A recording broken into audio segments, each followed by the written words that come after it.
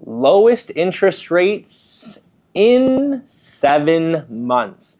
That is where we are today. Let's break down why we are seeing interest rates head lower, and do we expect them to head even lower in Q3 and Q4? So Friday, biggest report of the entire month came out, non-farm payroll. We talk about it week in and week out. Non-farm payroll, other than possibly the FOMC meetings, non-farm payroll is the biggest report to come out every single month with the ability to move interest rates. So non-farm payroll came out weaker than expected, but the real major change was the revisions in the past 2 months. So came out 70,000 jobs added, the projection was 100. That's usually not too bad. Hey, projections are off. What the major change were the revisions. So in June, it came out that 150,000 jobs were added. It's like 147, but we'll round up, 150. Then it was revised down to 14,000, okay? The month before, May, came out, 144,000 jobs added. That was revised down to 19,000. 258,000 jobs were basically removed over the course of the last 60 days. This isn't the first time this has happened. This won't be the last.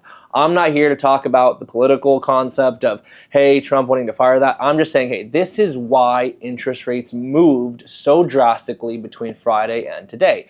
Labor and inflation. Those are the two driving indicators for mortgage interest rates right now, okay? So we know inflation was 9%, 2.7. We've talked about it week in and week out. Inflation is going to continue to trend towards that 2% target. The Fed will continue to use ammunition that we're not there yet to kind of keep interest rates a little bit elevated. But the one thing they can't do is they cannot disguise labor, and labor rules all, right? It is how much people are employed, are people filing jobless claims, unemployment. That is what the ruler of everything, over inflation, okay? So when you have the job market, again, very robust over the last 4 years, when we have it showing signs of weakening, and then compounded with, whoa, hey, the past 2 months were even weaker than the previous, that is why interest rates move down. I also want to come out and say, hey, look, this is, it's not that alarming yet, okay? You can look at Fed receipts, you can look at the amount of money going in. The labor market is still fine. It is just no longer robust, right? It is no longer hot. It is now basically normal.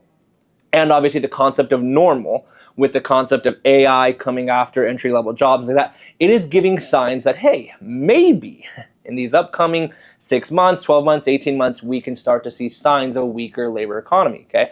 And the big one we're looking at is residential construction. Residential construction rules all when it comes to labor, okay? You can look at the last 7 recessions.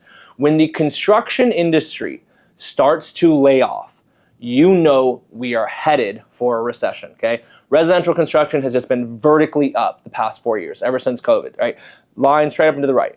Now we're starting to see it tailor off. Why? Because builders are finally starting to feel a little more pain, right? They are seeing interest rates have been elevated for 3 years. Well, they had a massive backlog of land, construction, and build. All of those have now been completed. Now, okay, what do? Do you want to build more with interest rates at 6.75, 8.685? They don't. Their profit margins are down. We are seeing that. So what do? You start to lay off. We finally started to see signs of that over the last 60 days.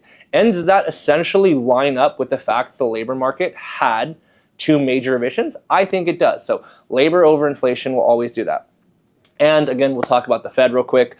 The Fed, we are continuing to see it. Last week we talked about it. We had 2 Fed team members dissent. We had 1 resign.